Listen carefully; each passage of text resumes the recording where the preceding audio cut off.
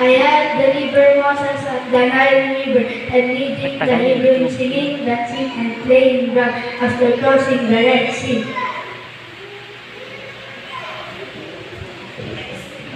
I am Pharaoh, king of Egypt. I hardened my heart against God. He has given me plenty of opportunities to respond to the command of letting the Israelites go, but I refuse to respond to God.